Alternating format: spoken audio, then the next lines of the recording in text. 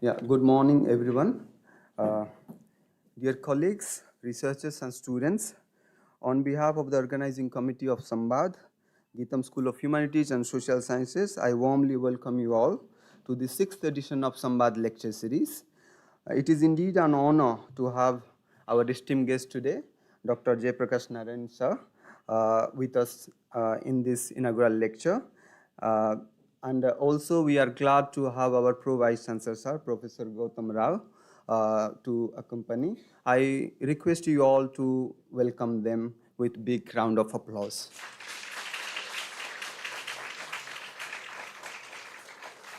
I would also like to invite our director, ma'am, Dr. Sushma Raj, on the dais.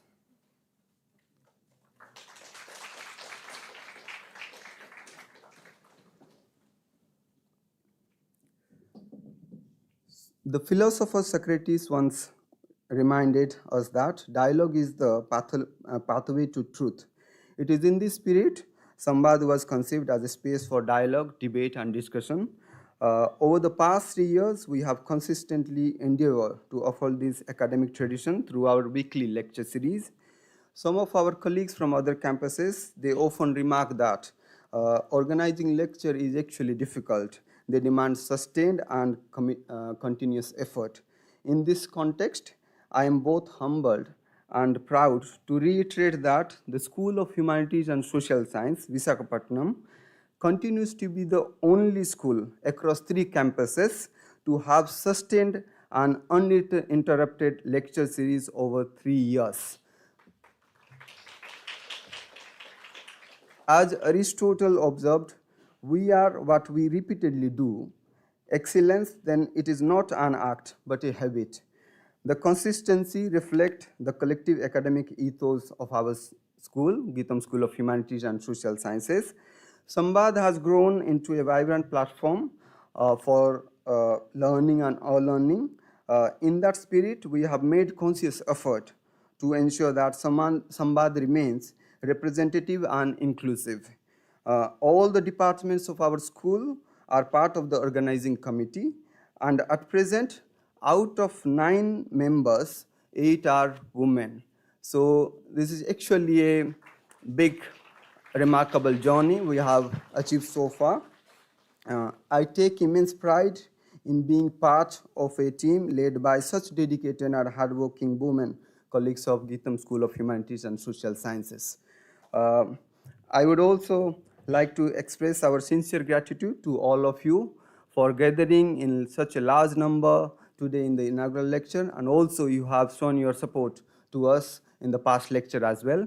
This is the 6th edition, and we continue to seek your support and participation throughout. Without you, we actually get motivation and encouragement because of your enthusiastic participation. So please continuously support us.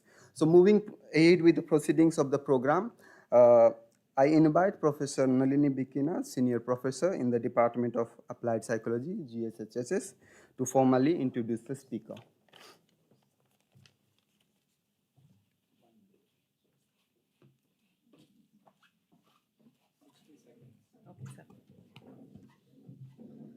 Dr. Nagabhairav Jayaprakash Narayan is a physician, public intellectual, and a former senior bureaucrat, widely recognized as a leading figure in contemporary governance and electoral reform. His career is defined by a transition from executive administration to grassroots advocacy, centering on the belief that India's primary developmental hurdles are systemic rather than purely political. Through a remarkable All India Rank 5, Dr. Narayana entered the Indian Administrative Service in 1980. During his 16-year tenure in the Andhra Pradesh cadre, he specialized in rural development, irrigation, and cooperative reforms. He orchestrated the reconstruction of drainage networks in the Krishna and Godavari deltas and mobilized massive farmer participation to bring 2 lakh acres under irrigation in Prakasam district. He played a pivotal role in developing high-tech city in Hyderabad, establishing a blueprint for the growth of the software industry in the region. He was a member of the National Advisory Council and the Second Administrative Reforms Commission. As a public intellectual, Dr. Narayana advocates a liberal participatory democracy characterized by decentralization of power. His current work continues to bridge the gap between technical policy and political activism, emphasizing that sustainable economic growth requires a fundamental transformation of India's predatory administrative structures into service-oriented ones. We are honored to have you here with us today, sir.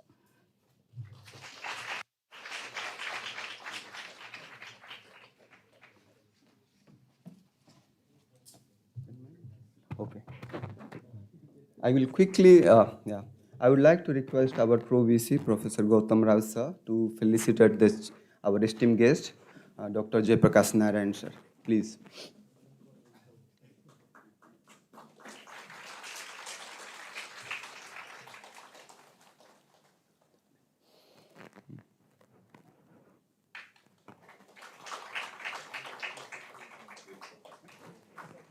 I would also request Sushma ma'am and Nalini ma'am to present the memento that is there.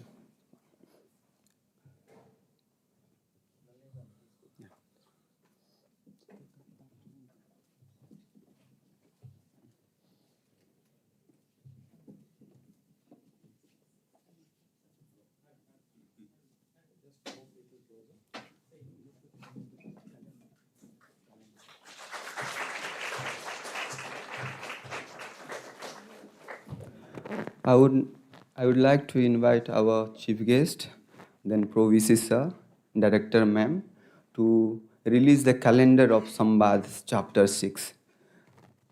Can I? Yes.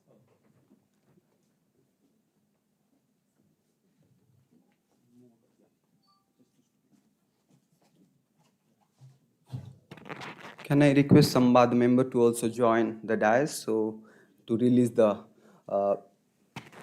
calendars quickly? Yes.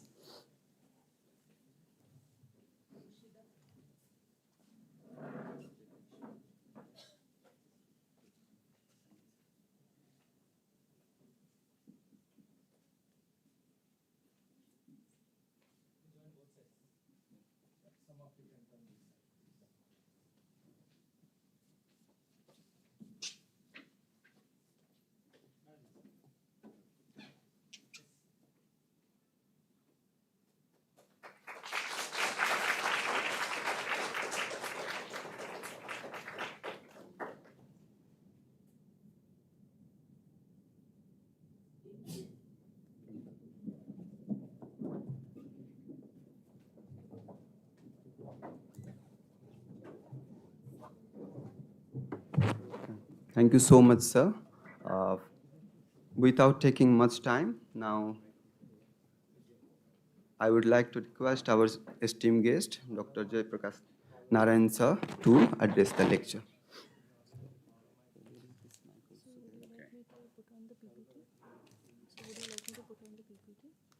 When it's necessary, I'll require you to do it. Friends, first of all, my apologies for being late. The flight was delayed because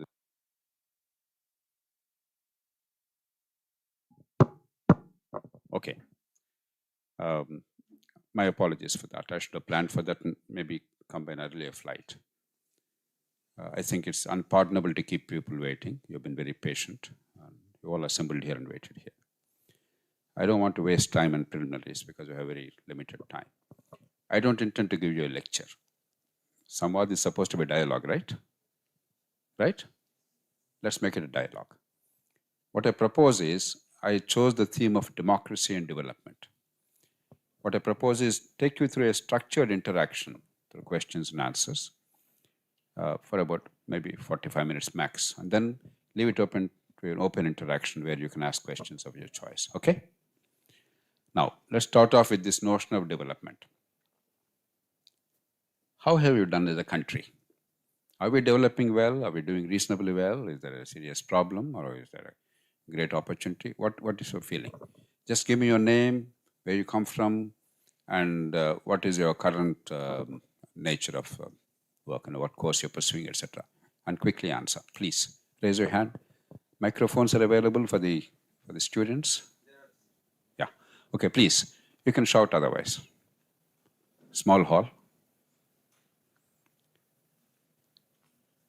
Next person, okay, please. No good mornings and all. Just go on. Time. I'm Suresh, sir. I'm from Vizag. I'm a native of Vizag. And yeah, regarding that, first of all, we are economic wise, we are going quite well. But what I feel is currently we are not doing well is called, there is a lack of meritocracy in the government. Lack of? Meritocracy Meritocracy in government, in the okay. government. So currently, yes, we are doing very well, but still the reformers and the major advisors are just not in very powerful positions to influence the government in the right way. Okay. Anybody else? We have done reasonably well, we have done very well, we have done badly. Yes. Start off. I'm sure you have enough voice.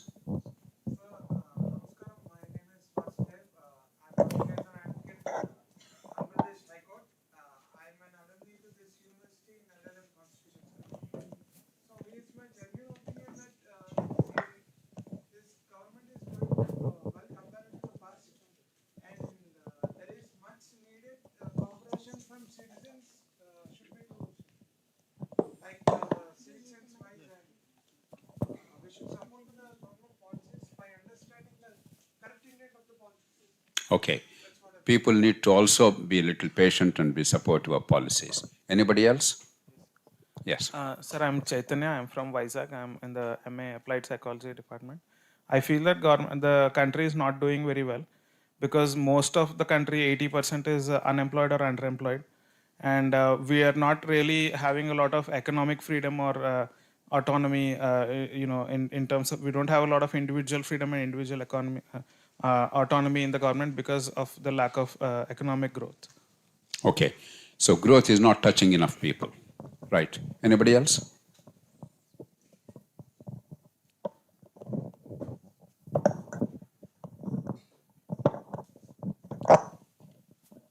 Anybody else? So myself, Trilok, and India, we all know that India has touched $4 trillion economy, and we've been initiating all indigenous systems, and we're trying to build up semiconductors and all. But I don't know why our education systems are still lagging behind, and they are very time consuming and seems like largely unproductive.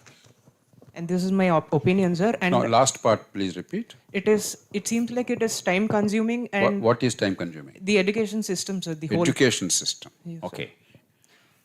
Okay. I cannot agree with you more. Our education is a disaster. You're all an exception. I wish kids like you are really there in all the universities and colleges or in schools. Out of the 240 million kids in schools, probably 20% are just about fulfilling their potential. Not very well. 80% have no future. So I hear you. I don't know what you mean by time consuming, but I understand what you're saying. Colleges, we have probably 40 million kids in colleges like you. I don't think anything more than 15, 20% are doing anything worthwhile. So yes, our education is a disaster. Maybe later we'll discuss that. What else? Sir, I would like to hear from you that what measures and what approach could be taken by students and also the educational authorities, because we all know that... Okay, that will come later. Right. Anybody else? Yes. Yes, Shanti.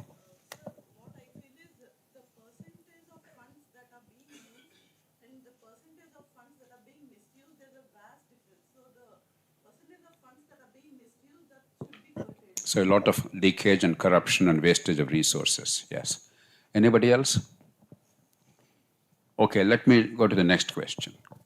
How many of you feel that our underdevelopment, you generally feel that we are not doing as well as we should, right? That's a broad consensus. How many of you feel that the underdevelopment is because of democracy? We're not doing well because of democracy. You know, China, see how spectacularly they're doing, and India, how much we're languishing. So, those who agree that because we're a democracy, there are constraints, please raise your hands. Those who believe that democracy does not impose any constraints, please raise your hands. So, what do the rest believe? Pardon? Hmm. Okay. So again, you don't have a choice. Is democracy hindering our progress? Please, you have to take yes or no. Those who say yes, democracy is hindering our progress, please raise your hands now. All the rest believe democracy is not hindering our progress? Democracy not hindering our progress, please raise your hands. No, still 70% are undecided. Not acceptable. You have to take a position. Yes. Yeah, too much is sitting on the fence. I'm not a great fan of the fences. Yes.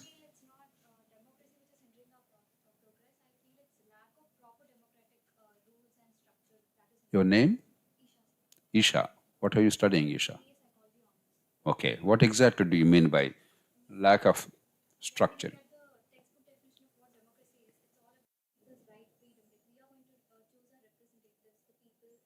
Microphone here, please.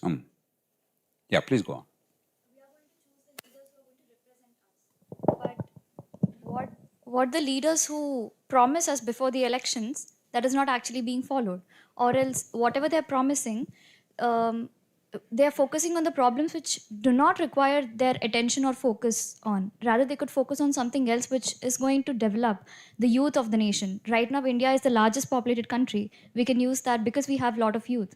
We can use that for something which is developmental, but rather we are focusing on something which is leading us more to the backward times where we have to move forward. So lack of proper democratic structure is what is hindering our development. Thank you, Isha. You're a person after my heart. We'll discuss that later. Okay. Have we done very well in some areas? As a democrat, please. Microphone, please. Fast. So I'm Dr. Pragya, I'm Professor of English here at Geetham School of Humanities and Social Sciences. The roots of democracy are to be searched in the associated living of people, which is missing in our country. Will you please elaborate? Because as we see now, the caste atrocities or caste discrimination, gender discrimination, and many other, there is no, people are not speaking here now or raising the voice is seen as an act of courage these days, And so attacks on these voices, so all these really fabric of democracy in Indian society. We'll come to that. We'll also address that, hopefully, if there's time. Now, are there areas where we have actually done pretty well as a country? Can you think of some areas where India has succeeded very well? Pardon? Yeah, it's recent and economic. People can say it largely because government has not interfered. Pardon? Raise your hand. Foreign relations. Foreign relations really is neither success nor failure. Ultimately, what happens to the people of a country is what matters. So I'm really looking at development or India's progression. But yeah, our diplomacy has been reasonably good. We have been leveraging our strengths for our economic gains. Yes. Next. Welfare. Will you repeat the point you made?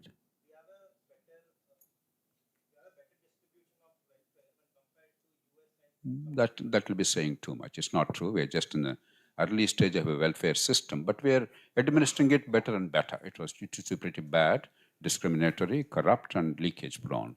Now it's much more based on digital technology and much more universal and a little better. It's not true to say that our welfare system can be or is bigger than that of Europe or America. It should not be, actually. It will be a disaster if it's bigger than them. Okay. Anybody else?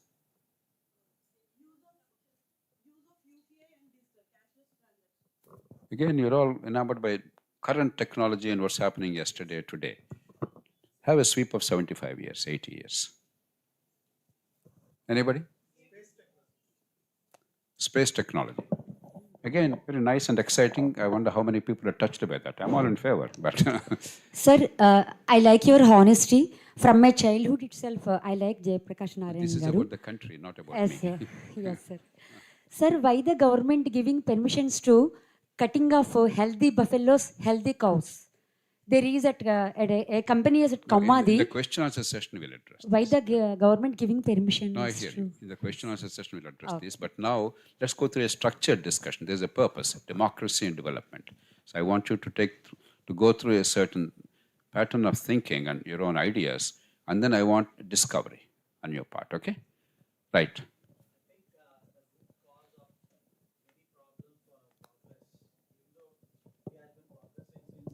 all these years, but the speed at which it's progressing is all because of corruption.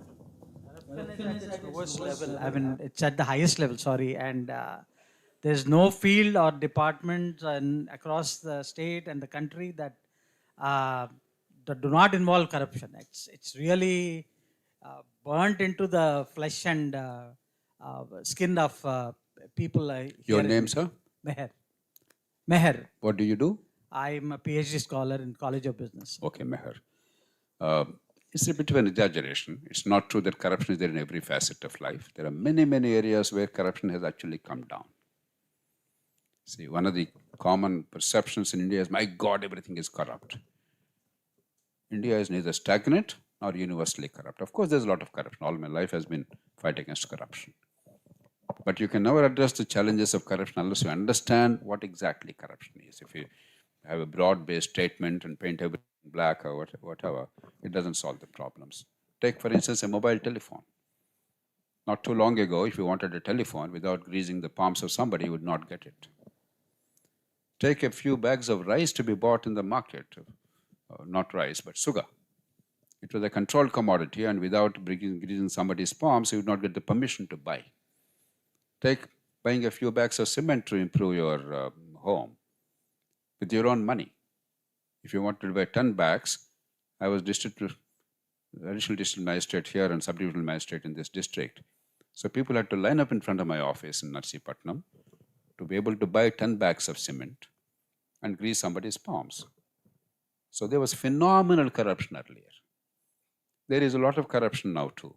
But a lot of areas, corruption actually has declined dramatically. Wherever corruption is mediated by shortages, licenses, and permits, that corruption has come down dramatically, it's eliminated. But other forms of corruption have sprung up. You must understand with much greater nuance what is happening in the country. So India is not universally corrupt. It's not uniformly corrupt. It's not a stagnant thing. But yes, there's a whole lot of corruption, and sometimes it makes you very angry. I could see the angst in Meher's voice and heart. We all feel very upset and angry, quite rightly so. But in order to address that, understand the nature of corruption. Because corruption is like cancer. I'm digressing a little bit. Corruption is like cancer. While the word cancer is used generically, each form of cancer requires a specific form of treatment. There's no generic treatment. In some areas, simply transparency and technology. There was a time when you would not get a berth in a railway coach without greasing the palms. Mere computerization and transparency have substantially eliminated that. In some areas, you require competition and choice. In most of the areas mediated by license permit Raj, once we had competition, we had choice, market economy grew, people came to provide. Automatically, the competition ensured corruption has declined. Some other areas, some other means are required. So there's no one answer. So I want you to really delve deep into the issues of corruption and economic management, okay? All right. We're talking about successes. What are the very good successes of India? Yes, absolutely. It's unmatched diversity, probably in the history of mankind. In 1947 or 1950, nobody gave a chance to India to remain united for 70, 80 years. And now unity is stronger than ever before, with all our imperfections. What else? What else? Pardon? Yeah, certainly we have been able to defend ourselves. We're also lucky because, by and large, we have insulated borders and not many incursions. Yes, we had problems with China, problems with Pakistan. I do agree. But more than the defense of the country, the professionalization of defense forces so that they don't intervene in the domestic affairs of the country, in politics of the country. And therefore, we are one of the few post-colonial countries in the world where defense forces are doing their job, they're entirely under the control of the civilian administration as it should be, and they're professionalized. Okay? All right. Anything else? Pardon?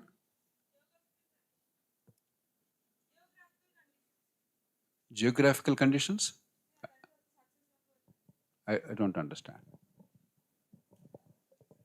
Go on.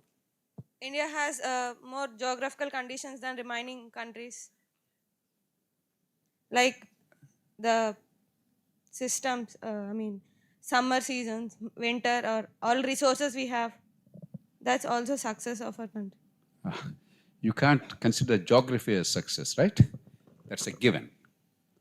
Okay. Anybody else? Anything else you can think of? Yes.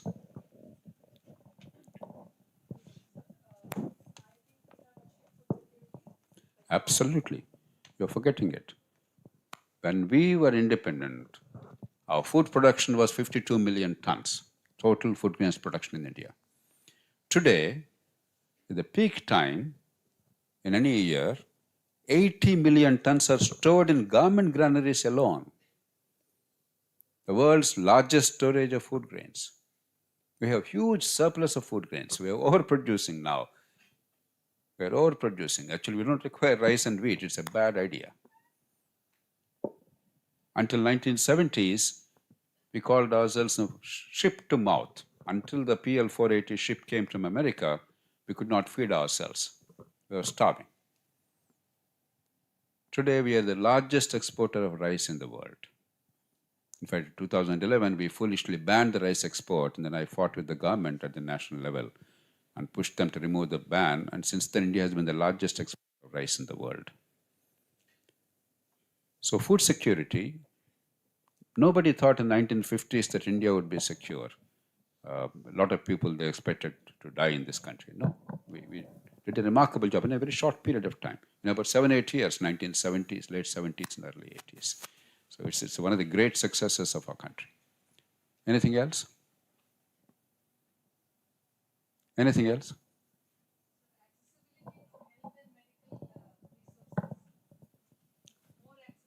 Are you really confident that we've done a good job in healthcare?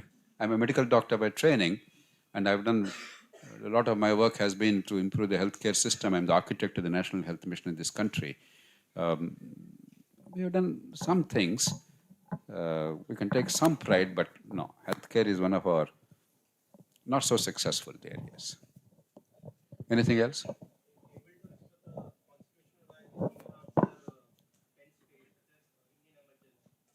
Yeah. But in a broader sense, going beyond a particular event, with all our flaws, and every democracy has flaws, with all our flaws, that we actually maintain the basic core of democracy. Political freedoms, competitive elections, peaceful transfer of power, and elected governments being genuinely in authority. See, in some other countries there are elections, but ultimately the elected government has no power.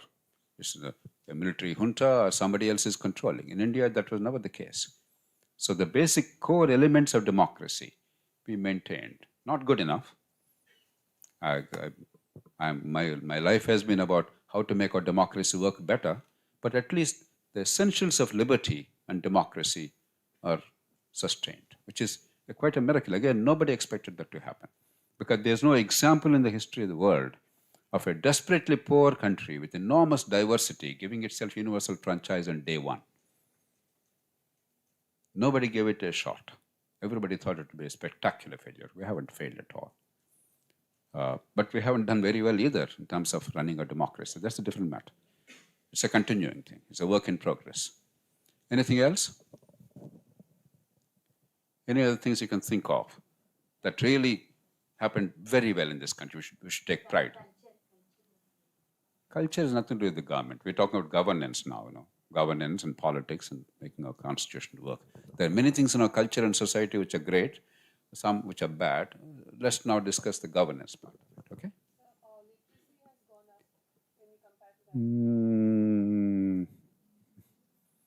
Do you really believe our literacy has gone up? What do you think our literacy is? 80%? Okay. Let me depress you a little bit. You know, in today's India, most parts of India, 16 to 18-year-olds, 50% of these kids cannot read time. 50% cannot tell you the hour, and now my watch shows 20 minutes past 11. About 75% in rural areas are able to say roughly about 11 o'clock. Only 50% can say it's 11:20. If you ask them a simple question, you slept at 9 o'clock in the night, you woke up at 5 o'clock in the morning, how many hours have you slept? A full 50% of 16-year-olds cannot answer that question in India.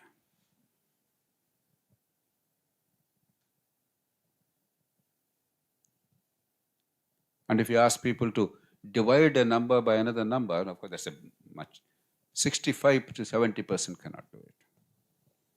If you ask them about discount, this is a festival season, you went to the market, the shop, the market price is 1,000 rupees, they offer a discount of 10%. What is the discount? 90% in large pockets of India at the age of 16 cannot answer this question. So, I'm not debunking our country. I'm very proud of my country, our country. But pride does not mean that you ignore the realities. You must see the reality as it is and yet have the confidence and then overcome the deficits. So, education is one of our greatest failures. It is a spectacular failure. In fact, if I'm angry about anything, it's about educational failure in this country. So we can't at all claim it's a success. Right. Anybody else? What are the great successes? We're improving a little bit. Among all the large economies, we probably rank at the bottom 5. We're improving. Thank God for that. I used to travel on this road you traveled by to come here. In fact, in many ways, many of these things happened because of the work some of us have done. Things were terrible. National highways were a disaster. So things are improving, but we're nowhere near as good as it should be. Among the large economies, we have a long way to go. We're doing, at least we're making efforts, genuine efforts, and some progress is made. I'm happy about that. But you can't claim it as a success as yet. Pardon?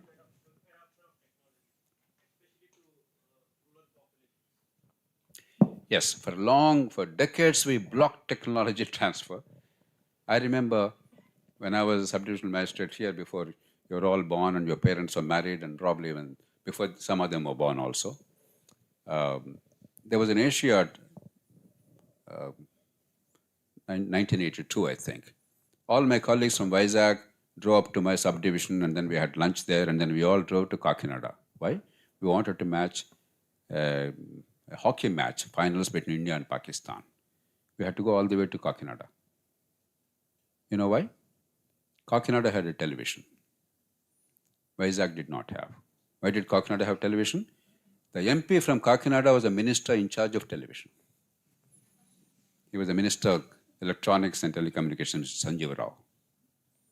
So he made sure that his district got television. And of course, India lost that match 7-0 by the time we went there. So it was hugely disappointing on that day. But the point I'm making is, for decades we blocked technology. We treated people like dirt. Luckily, in the last 25, 30 years, we are no longer blocking technology. Once the technology can be accessed, we are accessing as fast as anybody else. We are taking it like ducks to water. But there was a long time when we didn't have technology. When Mrs. Gandhi was assassinated brutally, I heard it on BBC. Only that night, they told us that she died. Everybody knew, the whole world knew except the people of India. As late as 1984, October. When emergency was imposed in 1975, I heard it on BBC as a kid. The country was unaware, and of course, the Prime Minister then gave a speech and all that. So we blocked technology, but now I think those barriers have been removed. But I don't think it's a great success, where other countries did a far better job. I already mentioned that, right? That basic democracy with imperfections is one of our great successes. But you're forgetting some important things. Take Italy.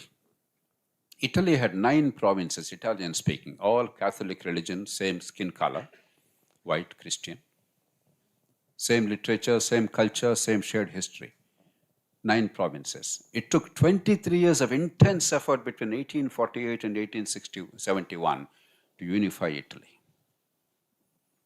Take Germany. There were 39 Germanic provinces. All of them are the same religion, same skin color, same language, same literature, same history, same culture. Only one province of Bavaria was Catholic, the others were Protestant. That's the only difference. It took 9 years between 1862 and 71 of blood and iron, as Bismarck called it, to unify that country. Tens of thousands of people had laid down their lives. Take India. There were 550 princely states of different persuasions, sizes, colors, religious faiths. 550. They were all integrated in a period of about 6 to 7 months, 8 months, 9 months, without a bullet being fired except in the state of Hyderabad. Even in Hyderabad, only about 6 to 10 people died in that police action. There was never, and there will never be, an episode like that. An extraordinary fusion, integration of the nation as diverse as India, with such peace, such calm, without a fuss. It was a remarkable, remarkable triumph. Even today, Andhra Pradesh and Telangana, they are fighting about assets distribution. Once in a while, we read in newspapers, right? Pakistan and India, in very difficult circumstances, division took place. Lots of bloodshed, mayhem, violence, all kinds of stuff. Assets division took place within weeks. Absolutely no discord on that part. Some things we did remarkably well. Remarkably well. Federalism. India was quasi-federal initially, pretty centralized. But India is a true federation, a very strong federation. Many people lie to us about states being weak. It's rubbish. All power now is in the states. I have been one of the great supporters and champions of federalism. But trust me, even in the last 30 years I've been in the public domain after leaving government, this has improved remarkably. States are now truly in control of their destiny. The problem of federalism is the third tier. Local governments are incredibly weak, not the states. The union has now found a limited role, but effective role. So a remarkable transition has happened, even as the rest of politics is going downhill in the last 30, 40 years. Linguistic reorganization. There is no country with so many languages. 2 languages, Sri Lanka, Sinhala, Tamil. For 30 years, bloodshed, assassination, unrest, anarchy, violence. Belgium, a tiny country, very rich country, the center of European power. There are 2 languages. The Flemish people speak the Dutch language and the French-speaking people. Roughly equal. Flemish people slightly larger number. They're not able to form governments. After elections, they can't even sit and work as a government. It takes years and years even to cobble together a coalition. And then think of India, 22 languages. You are a great representation of that. I'm sure you come from all parts of India. Nothing like this happens anywhere else in the world outside this country. It's extraordinary. We have taken it for granted because language is the umbilical cord. And the way we manage the language, occasionally some idiot or other speaks something or other out of turn, but generally the remarkable ease with which we have made sure that the languages are not a problem, we integrated. And linguistic reorganization was a masterstroke. So some things we have done spectacularly well. Other countries cannot even contemplate that. They're nowhere near. Some things we've done spectacularly badly. We need to improve. So not everything is bad in this balance sheet. Okay? And while you're all sitting on the fence, you're broadly right in not attributing our weaknesses in economy, etc., only to democracy. Of course, democracy imposes certain burdens. There's no question about it. Democracy certainly makes it a little harder. I'll come to that later. But let me take one other example. China. China is authoritarian, autocratic. India is democratic. Yes or no? Any doubts? Okay. Let me convert you in the next 5 minutes. Okay? Now, if democracy means vote and shout, right? Voting with gusto, Indians vote with gusto and celebration. Of course, we protest and we shout and we indulge in Rasta Roko and Band and Hartal, and we are champions in the world. Certainly, we are truly democratic. But is democracy only that? Democracy means genuine ability to make decisions at the local level, decentralization. We are the most centralized of all the large economies of the world, let alone democracies of the world. The most centralized. The most centralized, not at the national level, but at the provincial level. The people are inconsequential at the local level. You know, China has incredible local government system. Very strong, very effective, genuinely empowered.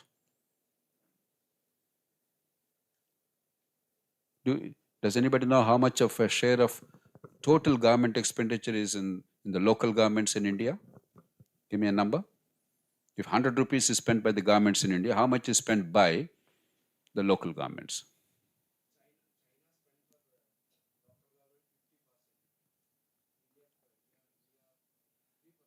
Correct. Pernana? Swami. China spends, in China, 51% of all the expenditure is at the local level by the local government. Decisions are made locally. In India, it's a grand total of 3%. Indian states spend 60 to 65% of the total expenditure. Real power is in the states. If they tell you, no, our powers are taken away, they're lying. They're lying absolutely, whichever be the party. They're absolute liars. So local governments are incredibly weak. And without strong local governments, there's no democracy. Democracy here is, it's okay, but it's only vote and shout democracy. It's illusory. You cannot make decisions affecting your lives. The basic principle of democracy is, if something benefits you or hurts you, you must decide it, not somebody else. Somebody else must not decide what benefits or hurts me, because only the people who feel the consequences of a decision must be empowered to make a decision. India is way, way off that idea. Now, one day I was traveling in the state of California from the east to west. My colleagues, my friends in the car who were from India, they told me, sir, to the right of this road to the north is the Sunnyvale city. To the south is Cupertino. Do you know the property values in Cupertino are about 60 to 70% higher than Sunnyvale? Can you tell us why? They asked me a question.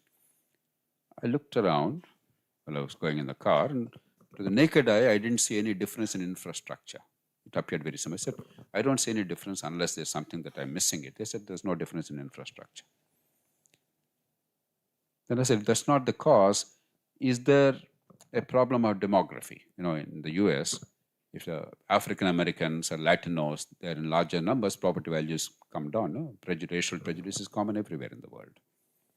Now, is there a racial mix which is different in these two places? They said no. Then I ran out of ideas. I said, why is there so much of difference? They told me that the school district in Cupertino functions very well. That means the schools deliver good education. And by law, unless you're a local taxpayer, you cannot send your children to the local schools free of cost, because already you're paying taxes. And therefore, there's a huge demand for property prices, for properties in Cupertino. Everywhere in the US, one of the biggest determinants of the land value, the land prices, is school education. The school district, how it functions. Why? Powers are totally decentralized. The school district determines the quality of schools, educational outcomes. Just to give one example. There was a man called R.S. Bharati. He is probably now a member of parliament, I don't know. Sometime back he was a member of parliament. Currently what he is, I don't know, from DMK. R.S. Bharati was a municipal chairman of a place called Alandur in the outskirts of Chennai. Bharati already served as a municipal chairperson earlier. He had some credibility. There are some good leaders locally. And he decided during his second term to have a proper sewerage system for the small 80,000 population. The first small town in India to aspire for that. Because he was the first mover, institutions supported him. Because he had credibility, he already did a good job earlier, the people supported him. So he raised money from the people towards a future sewerage collection charges. And showing that as seed money, he raised more money. He executed it. You know what happened? The property values of Alandur shot up by 500% in just a short span of time. So your local decisions must have consequences. There must be a link between the vote and consequences, between the taxes you pay and the services you receive, between authority and accountability. That happens only at the local level. Democracy works at the local level. The rest of democracy is all illusory. It's all more symbolic than substantive. In that sense, our democracy is very, very, very shallow. China is much stronger. They may not have boisterous elections like we have, but they have actually genuine democratization. Education is a tool of democratization. Quality education to every single child, irrespective of the circumstances of birth, is the tool of democratization. China achieved that. China has exceptional quality of school education for every single child, irrespective of birth, rural, urban, anybody. Exceptional. India is dismal. We discussed it briefly. Public services, whether transport or something else, in China, generally they work and they're all available, accessible, access to public transport, access to public services of quality, from water supply to stormwater drainage to sewerage to everything else. That is a sign of democracy. If only the rich and powerful and gated communities get all that, the rest are denied, it's not democracy. Democracy is not merely vote and shout. The reason why I'm saying all that is not to debunk our country, but the point that Isha made. Yes, we're a democracy. Yes, we're proud of it. Yes, we achieved some great things. But we have to also look at ourselves with a critical eye and improve things. Does it make sense? Okay. So far, any questions or any comments on so far what we discussed?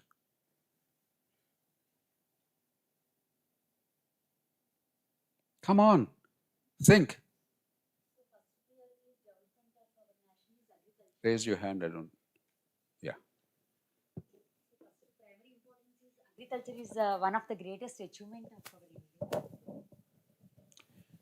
Well, I already mentioned that food security is a remarkable accomplishment. Not many people expected that to happen, and we're very proud of it. Okay, let me take you through the next part, and then I'll conclude so that actually I give you time to interact, so that I don't take away too much of the time. We have done badly initially as an economy. Why?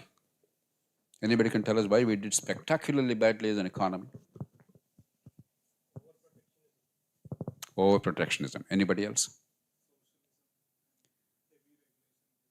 Yes. License, permit, quota, Raj. We chose a terrible model. We did some wonderful things I mentioned to you, integration of princely states, linguistic reorganization of states, building institutions, making democracy work, some wonderful things. But we did some terrible things to ourselves. We never institutionalized local governments. And because of the fashion of the moment at that time, we gave centralized control of the economy to the government. A disaster by any standard. A culture of shortage, endemic shortage, corruption, inefficiency, poverty, economic decline, everything. India, in 1950, our share of the global GDP, if there's something like that, was 2%.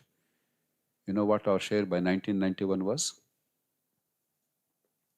1%. 2% declined to 1%. Today, we are now roughly at about 4%. Not good enough. We must at least get our 15-18%, the global share.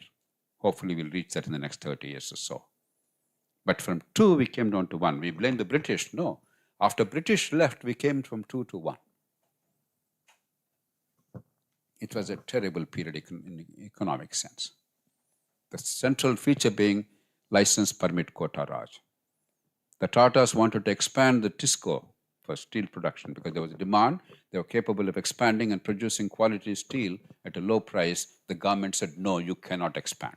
You require our license to expand. You cannot expand. Just to give one example. You know what the tax rates were? Highest tax rate in the country were like 1970s, 74, 75, around that period. Just make a guess, what would have been the tax rate, income tax rate? Pardon? 27%? In 1974-75, around that period, our tax rate was, income tax rate, what we call marginal tax rate, about 2 lakh rupees income was 97.75%. And 100 rupees you earned, the government claimed 97 rupees 75 paise, leaving 2 rupees 25 paise. 97.75%, 85% tax, 15% surcharge and income tax. 15% and 85% is 12.75.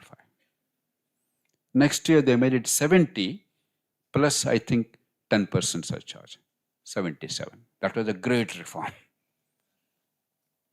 We messed up. We messed up horribly. Make no mistake about it. Now, out of compulsion, not conviction, in 1991 we changed course, and at least when we changed course, while we did not do it the whole hog, whatever we did was reasonably good. And there was some continuous progress, though halting progress. If India is where it is today, it's entirely because, at least in 1991, belatedly, we changed course. I still remember 1978, Deng Xiaoping talking about the 4 great modernizations in China. China pursued that path systematically, rationally, consistently. And China is far ahead of us for that reason. We started late, our process is halting. And there, democracy certainly is one of the problems. But it's not democracy alone. Okay, so the next part we'll discuss that and then what needs to be done, and then I'll leave it open to interaction. Is that okay? Now, why is democracy sometimes inimical to economic growth? What is it that makes democracy a little harder to manage in terms of economic management? Can you give me an idea? Pardon?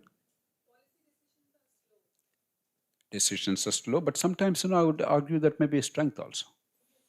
See, supposing impulsively I decide something without thinking through, there may be a gravy price to pay. If there's consultation and there's a consensus, A, the chances of mistakes are fewer.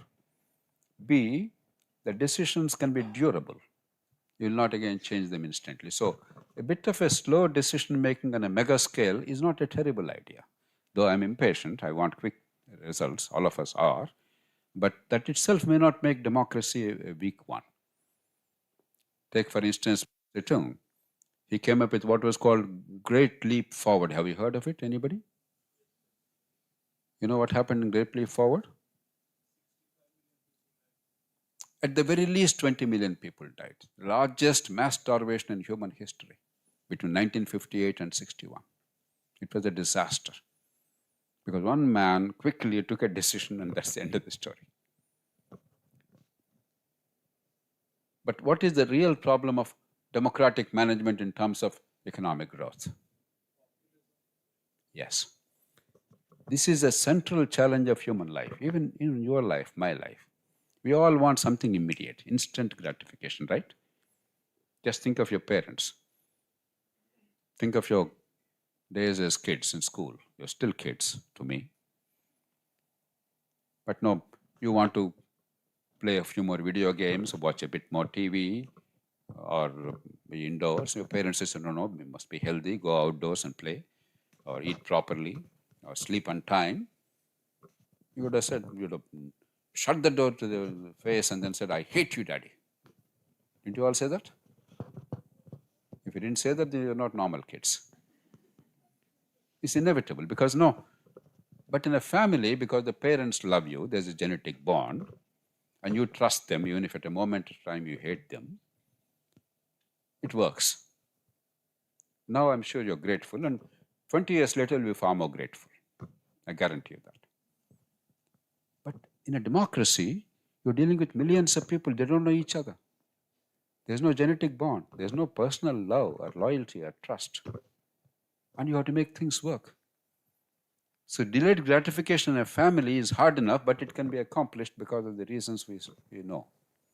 But in a polity, it's much harder. And therefore, a politician who depends on the votes of the people to get elected or to be in office has to please the people instantly. Instant gratification. Just imagine, play a mind game. Supposing in your moment of anger and frustration with your parents, you had the power to decide whether they should be your parents or not. You could vote them out. I think in almost every family, the parents should be voted out. Right? So democracy imposes a very special burden.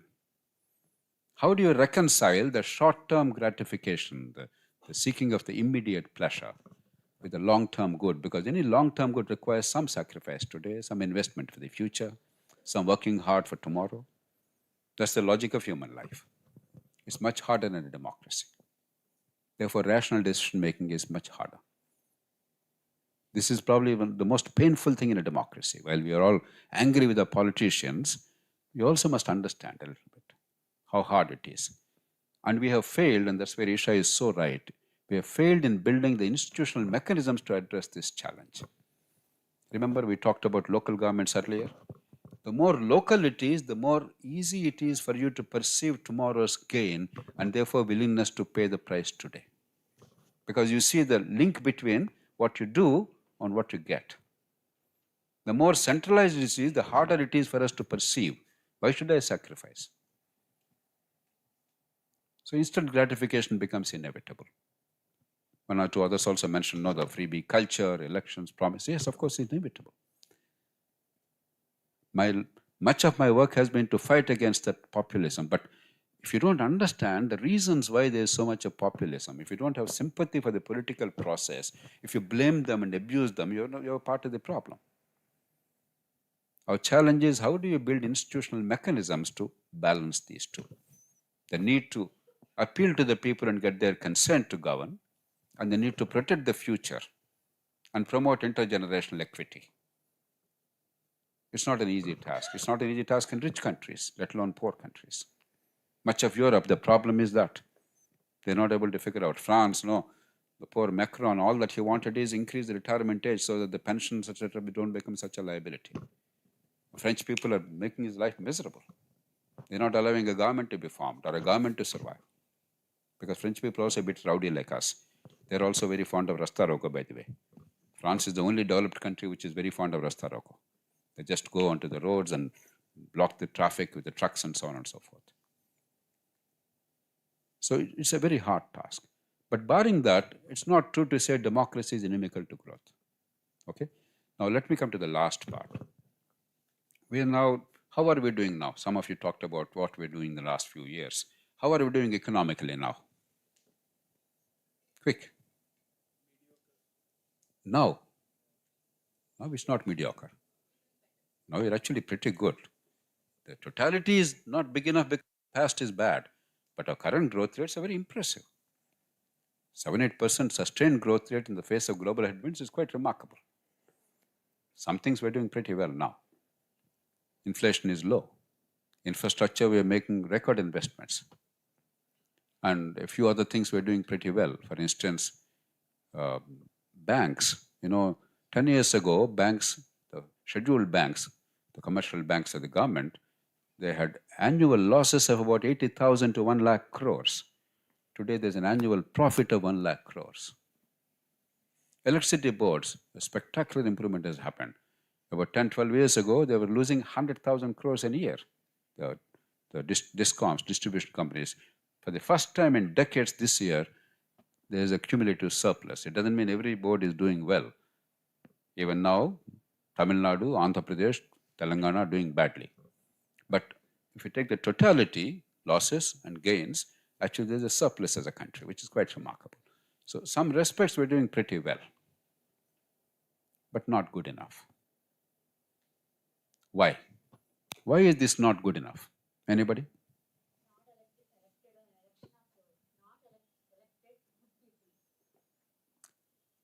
No, I'm saying, why do you come to that conclusion? Why do you say we're not doing good enough?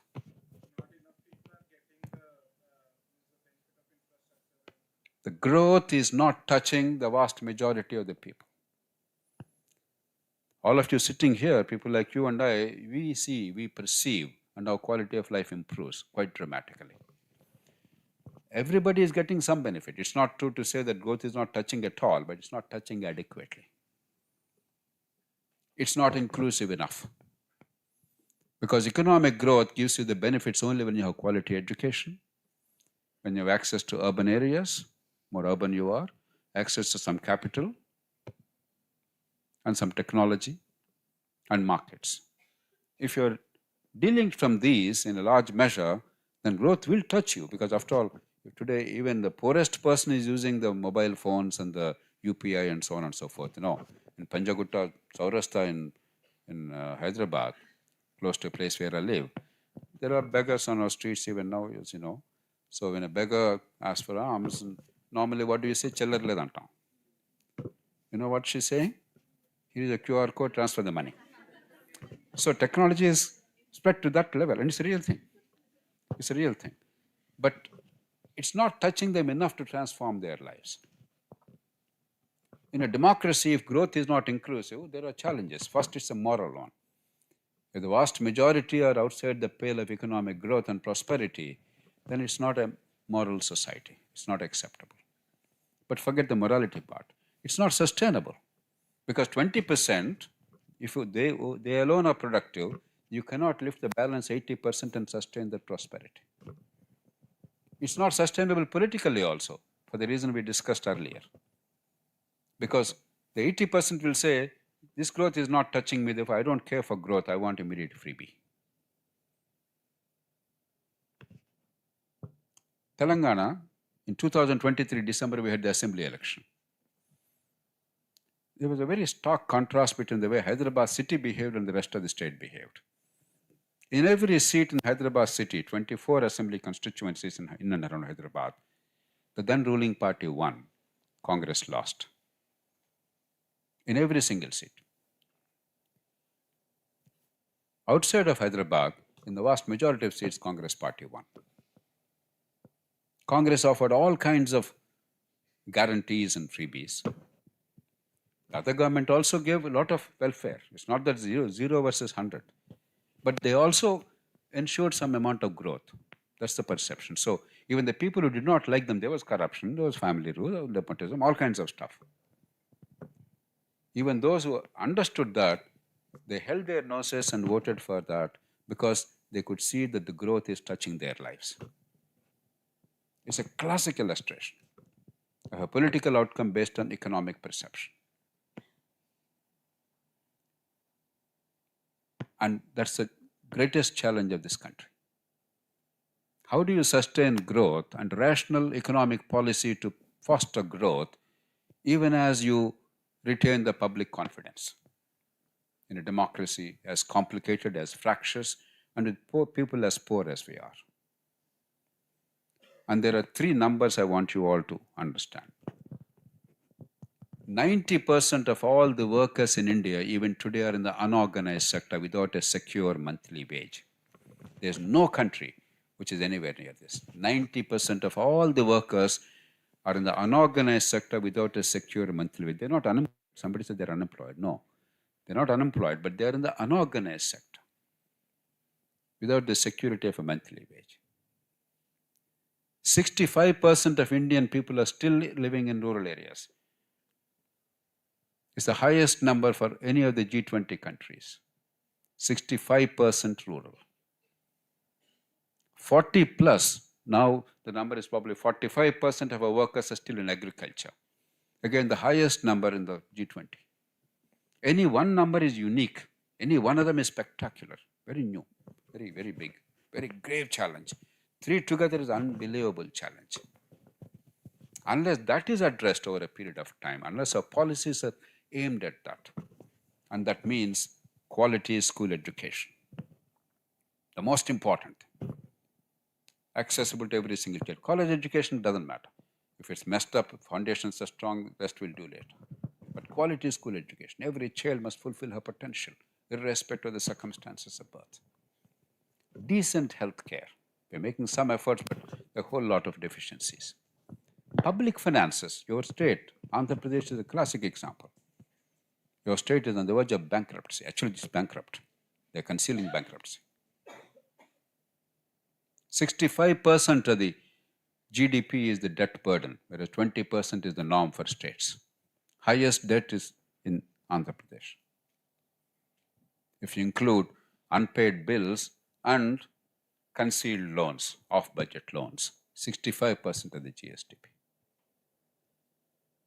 Even as I was coming here from the airport, I was talking to a prominent politician, an experienced man. We were discussing this, when this will collapse. Some states are doing very well, union is doing pretty well, but some states are doing very badly. It's not sustainable. Small town development, everything is Hyderabad, Mumbai, Chennai, I live in Vizag, it's not good enough. I'm happy. I want these cities to grow, but ultimately, small jobs, low skill, low wage jobs, they can be easily created in today's world in small towns. There is a place called Achyutapuram somewhere near the neighborhood. You heard of that? You know, there's a company called Brandix, a Sri Lankan company making garments. 22,000 women are employed there. Every woman in the neighborhood, hundreds of villages, if she wants employment, she's employed there. There's not one person unemployed. They're ferried every day from the villages to that place, they're taken back. When I went there and I marveled at it, when I asked them if they need anything, you know what they asked?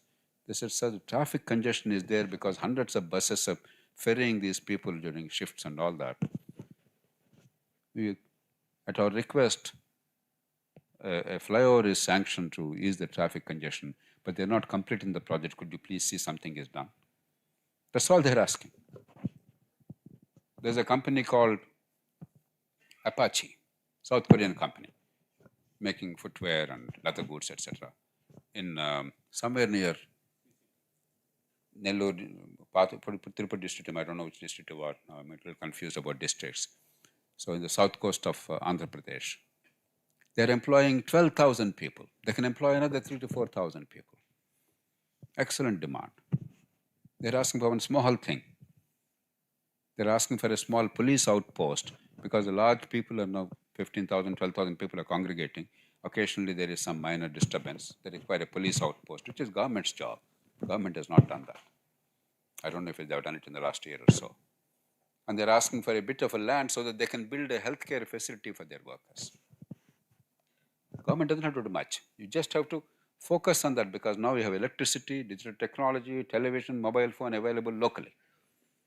You don't require everybody to come to Vizag to do low-end jobs because lives in Vizag for the poor people at the low end of the spectrum are miserable. No housing, you can't stay with the family, one day you don't have work, you starve, one day you become sick, it's a colossal tragedy or a crisis. So small town development. Minimal elements of rule of law. I'm not expecting rule of law to suddenly prevail in this country, but at least minimal contract dispute, contract enforcement, settlement of disputes. If at least that much is there, property rights protection, then investment will come, employment will grow.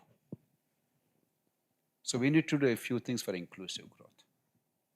The bigger reforms required for managing our polity, they may take time because all my life, let me conclude with this for now.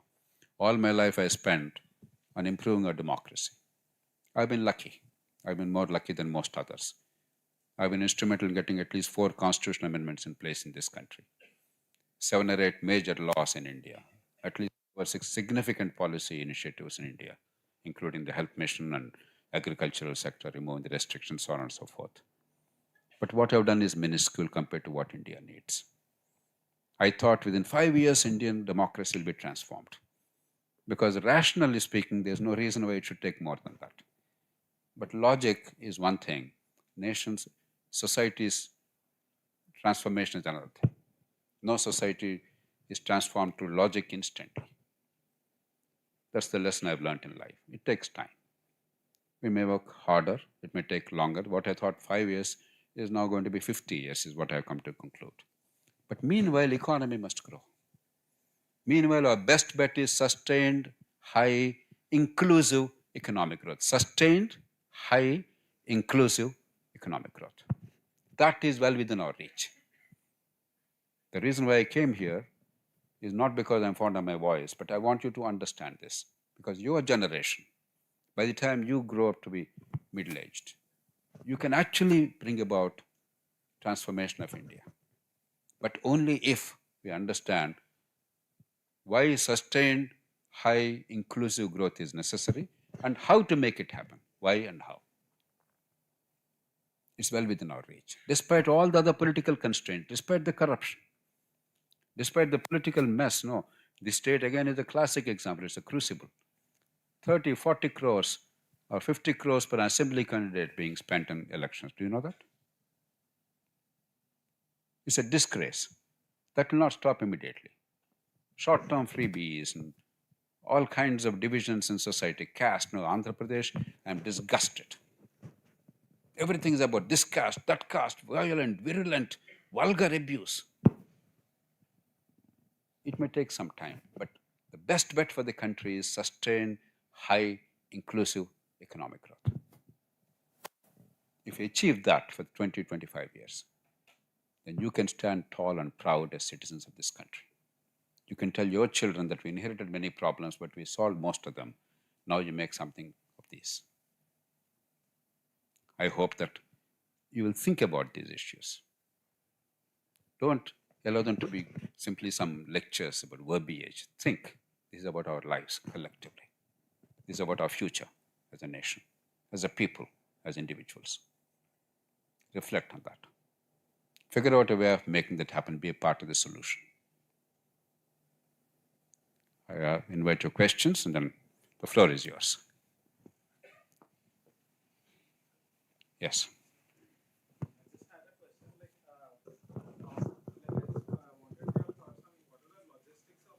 Public intellectual. You got about I don't know if there are logistics. I don't know if anybody can call himself or herself public intellectual. But if you're committed to public good and pay attention to detail, and if you understand, and if you have a logical frame, and if you learn how to translate your experience into rational conclusions, if you know how to unite people rather than divide people, if you're a part of the solution, not part of the problem, then probably you can be called a public intellectual. But many of our public intellectuals are anything but. They're a part of the problem. So I don't much care for.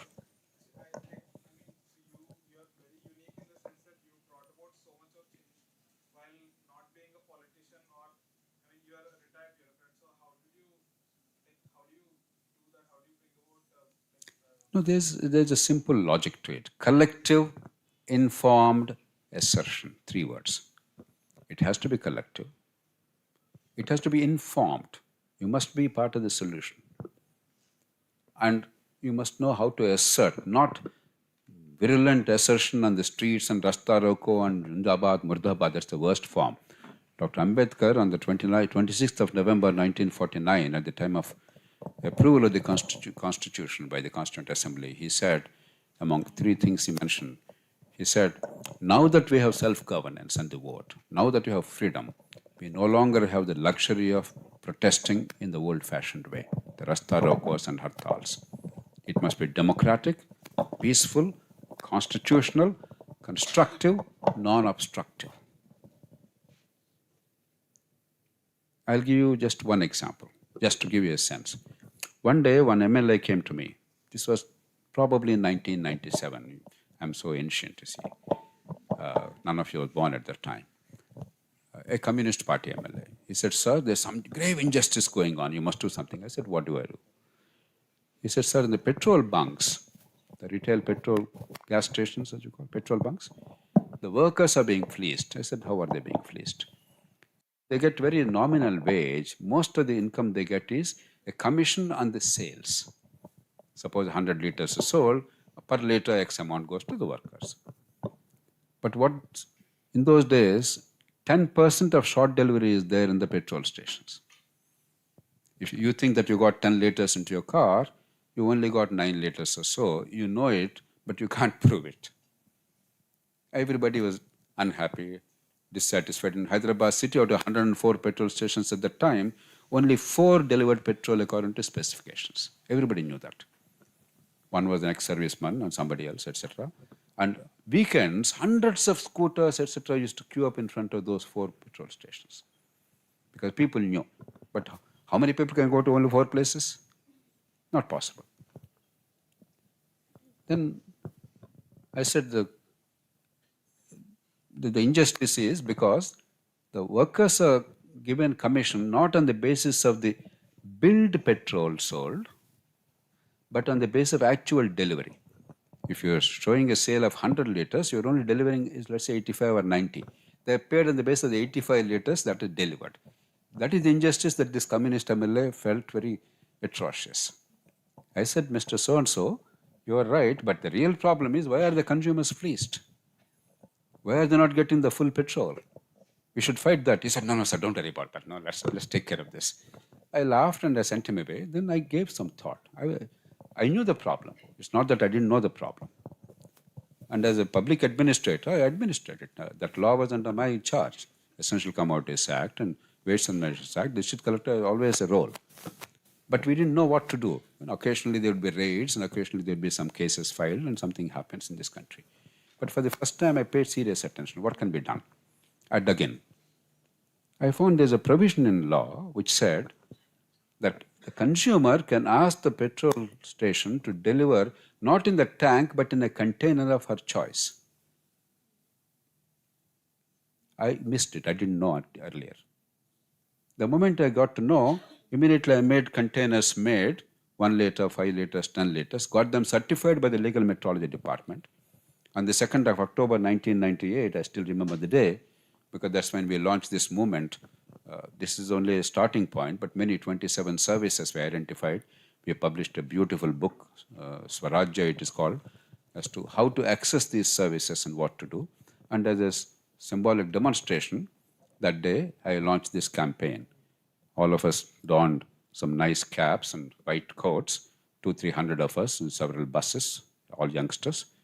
And we all went to the petrol stations with all these cans. I said, here is the money, please fill this can. Within 15 days, all the 1,500 petrol stations in the combined Andhra Pradesh, the meters were set right. Because the game was up. We didn't shout, we didn't do Rasta Roko, we didn't beat up anybody, we didn't abuse anybody, but the game was up. And whenever I went to districts, I used to travel 30 days a month in those days, 14, 16 hours a day traveling. So whenever I went to districts, I used to go to some petrol stations and then check. The media used to be there. And oftentimes I found when I was there, the local MLA or MP was there. I said, why are you here? He said, sir, the petrol bank belongs to us, sir. Because in those days, all petrol stations were politically motivated. No, because everything was licensed, Raja. And if you own a petrol station, you are a millionaire. So everything they cornered. Then the oil companies woke up. Because in India, as you know, it's the public sector oil companies that actually supply petrol to the petrol stations. They didn't bother earlier. Now that this happened, they woke up and they completely changed the metering system, made it by and large tamper-proof. I can say with absolute certainty, 90% of the short delivery has stopped in India, all of India. The benefit to the people of India since then, since 1998, is on an average about 1 lakh crores per year. 1 lakh crores per year. What are the principles? Collective, informed, assertion. I can go on and on. So it doesn't happen just like that. In a country with very weak rule of law, think, innovate. Your education is a tool. Your experience is a tool. Other people's learning is a tool. You must spend sleepless nights. There are so many sleepless nights I spent. All right, what is the way out? How do we do it? How do you make this happen? It's not easy, but it's doable. It has to be done. There's no choice. Okay? All right, next. Yes, sir. So, yes, sir, Suresh here, sir. So, as you speak, Yeah. yes, sir, as you speak about the Chinese how they're able to, get a remarkable economic growth while also being democratic in a way. I think, sir, that one of the reasons that they are able to do is they are technocratic. Means people in the power are actually people who know about the subject. So how can we expect India to adopt such a model, or at least a similar model to it? And how much time will it take for us to adopt a model like Thank that? you. That's a good point, actually. Every one of the Chinese Politburo members is a technocrat. He's an accomplished engineer. Xi Jinping is a chemical engineer of significant ability. Every one of the members. The other day, a man called Dan Wong, if I'm not mistaken, he wrote a book, China, the Engineering State, and he gave one illustration. From Shanghai to Beijing, the Chinese government made a decision to build a high-speed rail network in 2008. It's a length of 800 miles. I'm giving you in miles. 800 miles, 803 miles, I think, more accurately. In the same year, 2008, from San Francisco to Los Angeles, same distance, more than 800 miles, the government there, probably the California state government, made a decision to build a high-speed network. China completed the project by 2011 in 3 years at $34 billion. And since then, since 2011, the last 14 years, they transported 2 billion people from Shanghai to Beijing and vice versa at an average tariff of $100. That means they raised tariffs of 200 billion. 2 billion people transported very fast, 4 hours, Hyderabad to Delhi, just think of it, 4 hours. 2 billion people on $34 billion investment, $200 billion revenues. See the economic consequences, time saved, productivity, efficiency, and of course the profits made. America, they're hoping to complete the first phase of this high-speed rail in 2029 at $128 billion. Second phase, God knows. Wang Don said, how can America compete with China? So there's a point you made. Technocratic and superbly efficient in project execution. Now, I cannot guarantee that technocratic, rational leadership will emerge because China mastered that art thanks to Deng Xiaoping, one of the greatest leaders in human history. He created a mechanism by which systematically leadership comes, high quality leadership, and he made sure that there's a 10-year span and then retirement next man. Xi Jinping actually broke that tradition. In fact, if there's a threat to China in the long term, it is Xi Jinping. While he's doing remarkable work for his country, he's also a great threat to the future. I don't know what's going to happen, but China certainly has that ability. Indian political process is not throwing up rational, competent leadership systematically. By accident, we may get a good leader, not by design. And if we get a good leader, there's no guarantee that we'll retain that leader, or we will vote for the rational thing. So it's a imbalance of a democracy. But despite that, I cannot now show you a path in the short term. That is a larger, today I didn't want to discuss that. My main work throughout life is how to change the politics of India and governance of India. We didn't discuss that today. So there are ways of doing it, but it will happen, I think, a little later. Meanwhile, the public is buying into economic growth. Luckily, economic growth is now broadly on a political agenda in the country. Most leaders embrace that. There's a consensus around that. So if you cleverly use it, and if you try and reconcile the short term with the long term, it's not that you give up all welfare. That's not sustainable. Even America, please remember, about 40 million, 34 million people, now maybe 43 million people actually, get food stamps, free food. The world's richest country. So zero welfare is not a practical option. Sustainable welfare. At the very least, your borrowed money should not be used for day-to-day consumption. What do your parents do? They sacrifice everything for your life. And they build assets for the future. They never consume tomorrow's resources for today's consumption. If they do that, you will treat them as bad parents. They're terrible parents. The governments also have that obligation. At least borrowed money, even if you can't save for the future, do not borrow and spend today. Unless it's creating a productive asset tomorrow. That's a reasonable expectation. I think that's possible. A lot of my work these days is about that and many other things that I'm discussing today. So it's not easy, but it's doable. Next. Sir, I'll give it a chance. I'm Shana. I'm from Kerala.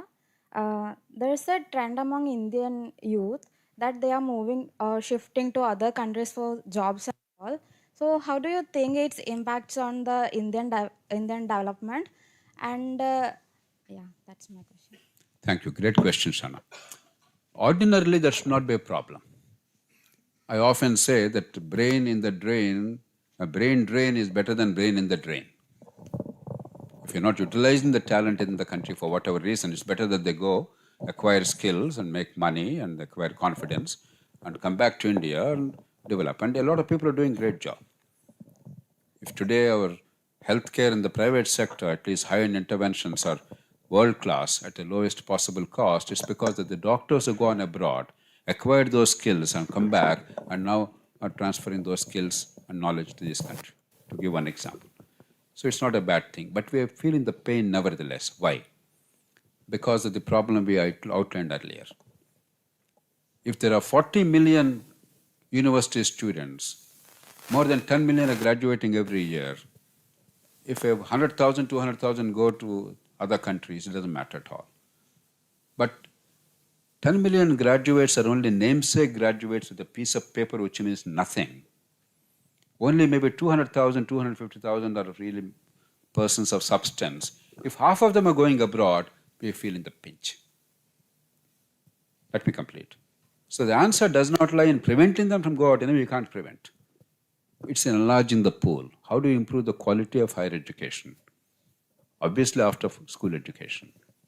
Make sure that we actually have 10 million graduates of quality, productive, substantive, useful people.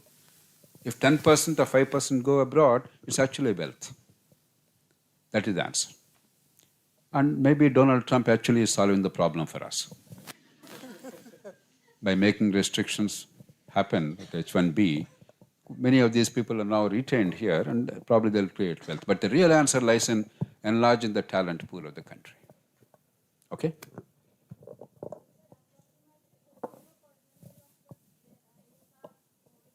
Can somebody give microphone to her?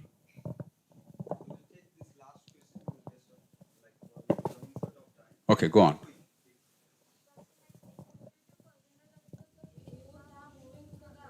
It's not.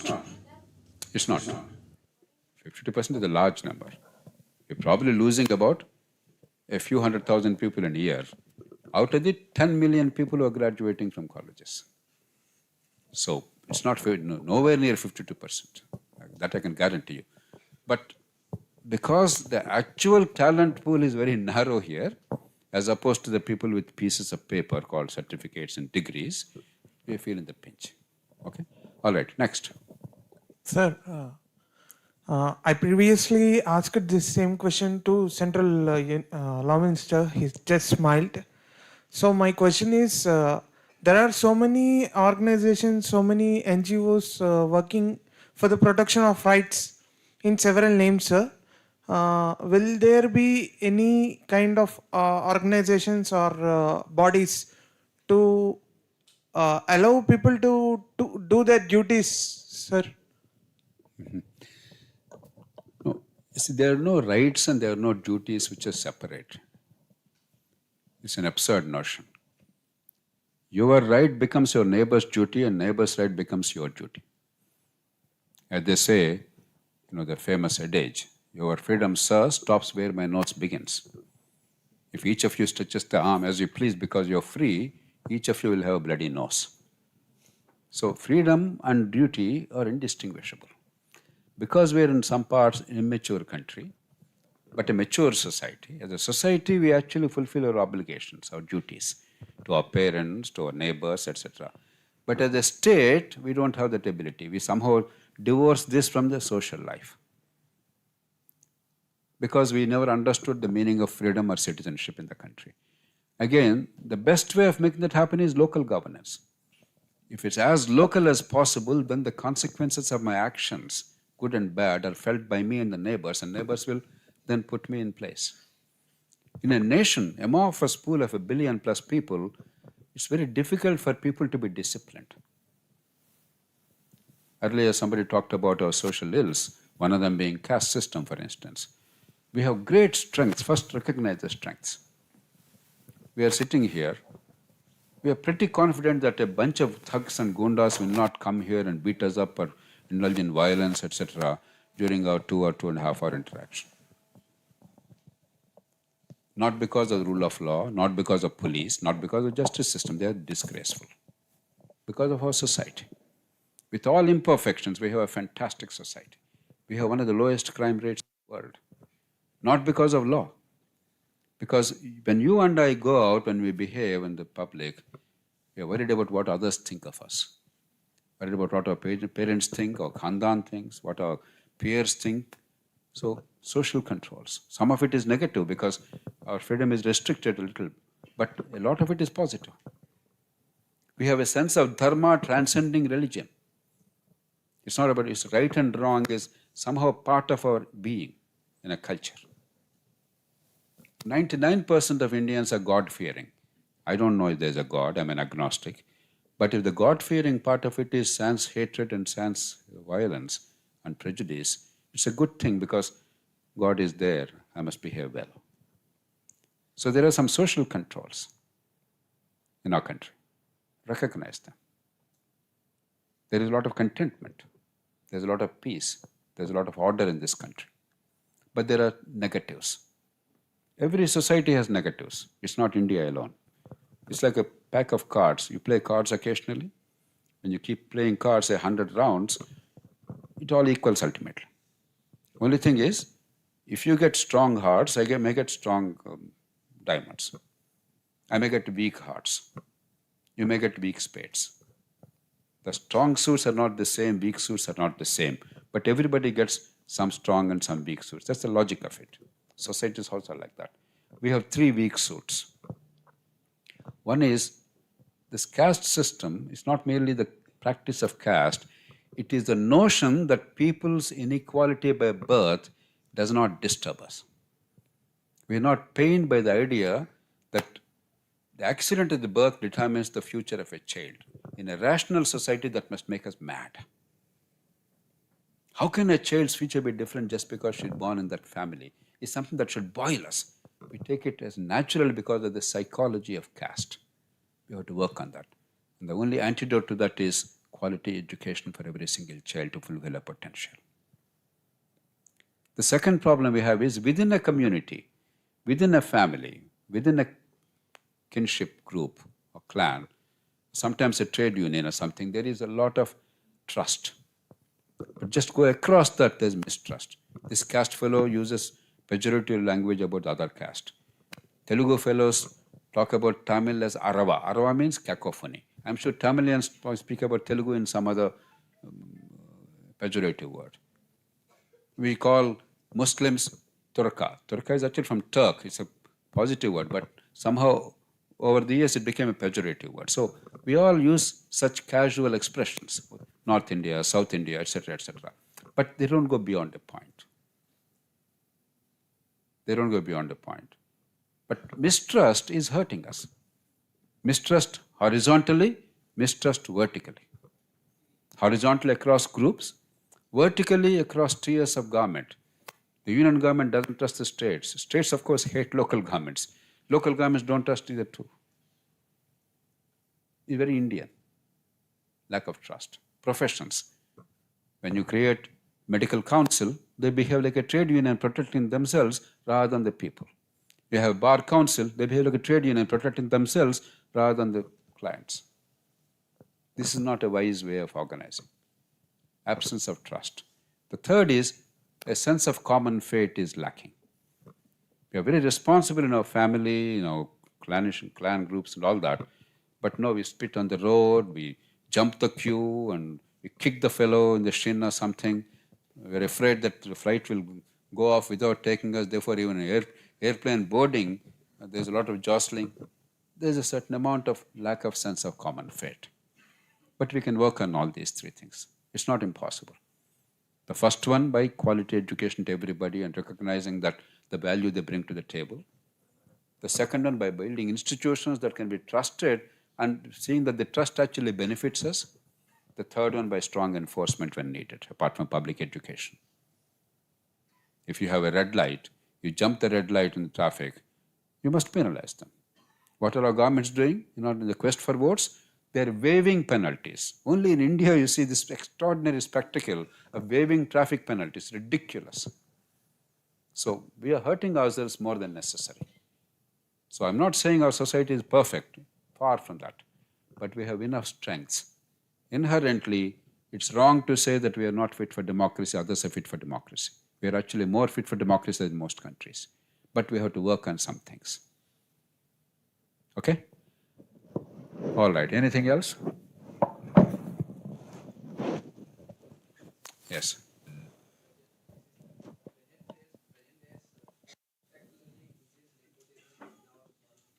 Nepotism in politics. Yes, unquestionably. As I said, I'm not discussing today the larger issues of democracy and politics. Time is being limited. But let me say that a sensible democracy creates four mechanisms: political party system and democracy. One, the finest public-spirited citizens must find political process hospitable. They must get an opportunity to serve, to be known and to serve. Second, these fine people must be able to rise to power through ethical and rational means. Ethical is easy to understand, honest means, not vote buying and so on and so forth, but rational, not indulging in short-term populism at the cost of the long-term good, not dividing society into groups, warring groups rather than uniting the society. That's the rational part. Three, they must offer an alternative agenda to the people so that people can make informed choices.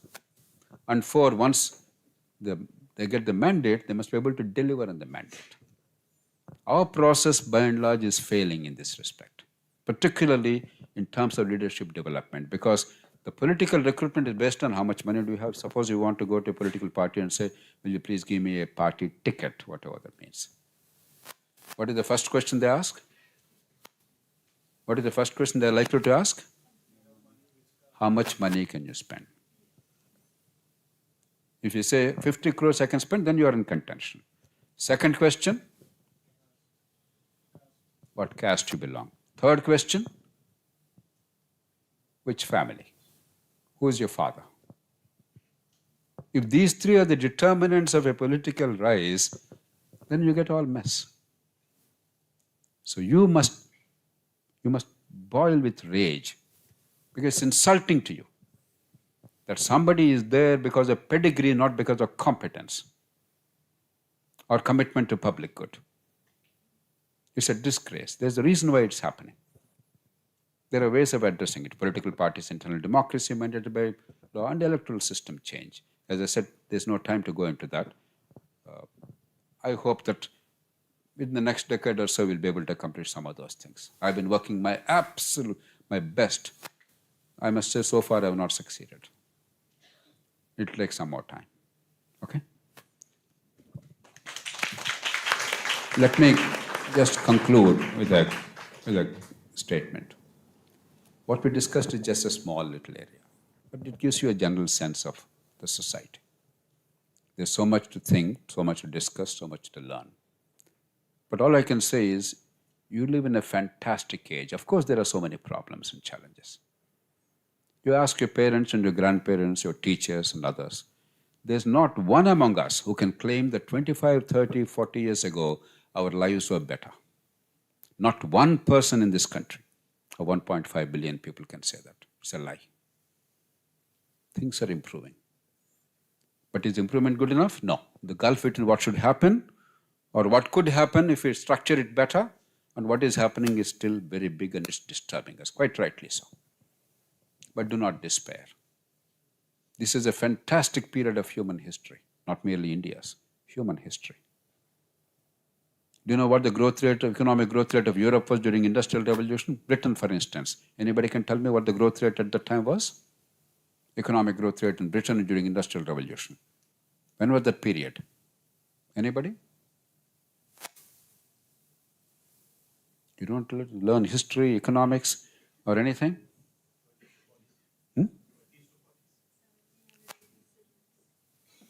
The Industrial Revolution was roughly about 1660 to 1740.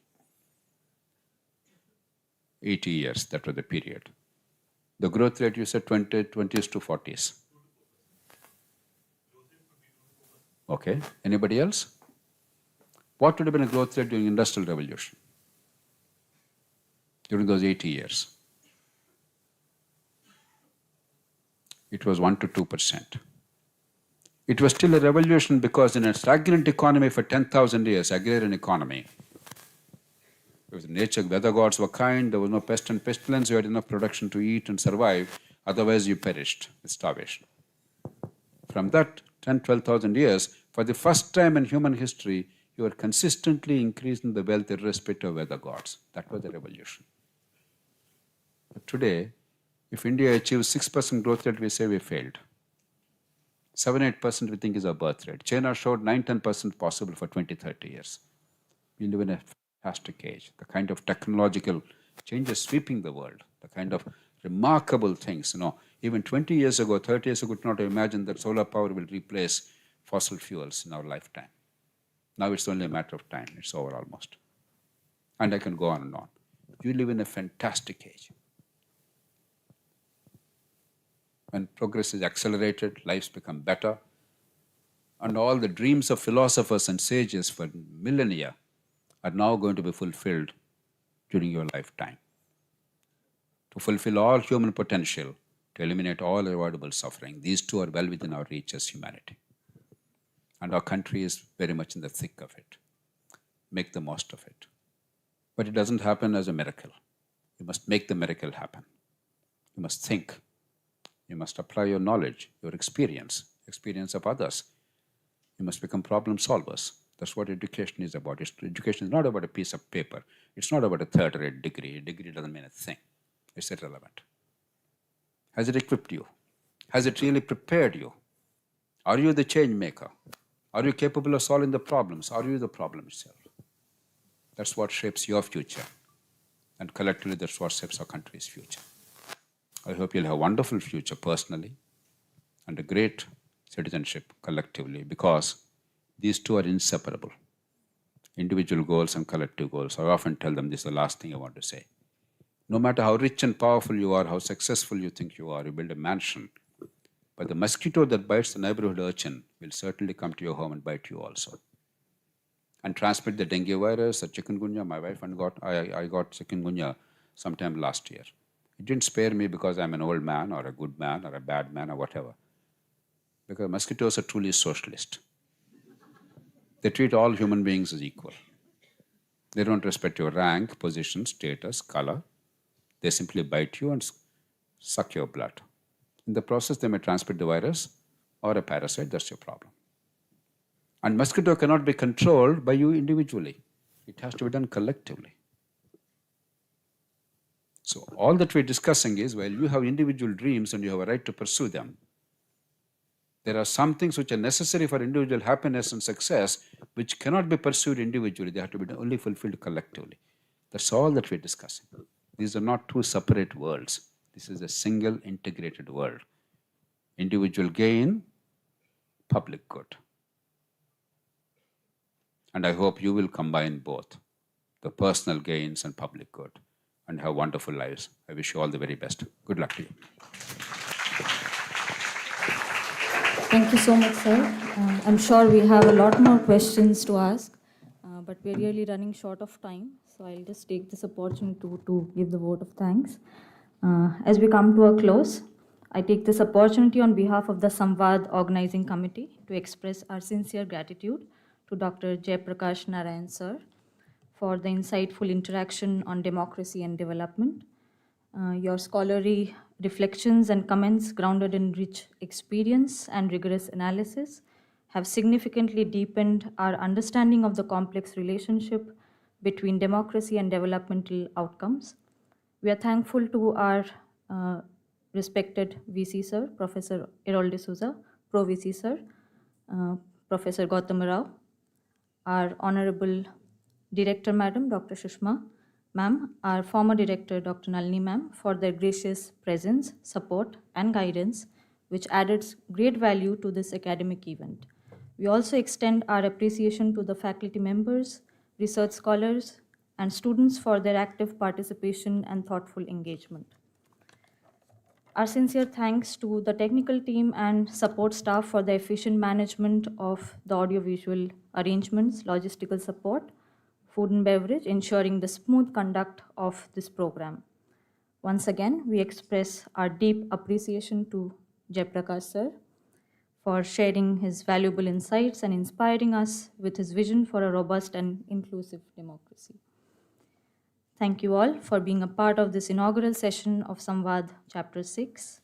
Our next session for this SAMVAAD series is a guest lecture which is scheduled on 25th of Feb 2026 by Professor Shankar Sen, an accomplished academician and professor of marketing at Baruch College, City University of New York. We look forward to meeting you again in the next session. Thank you once again. We have the refreshments being served on the right side of this hall. Please join us for that. Thank you all.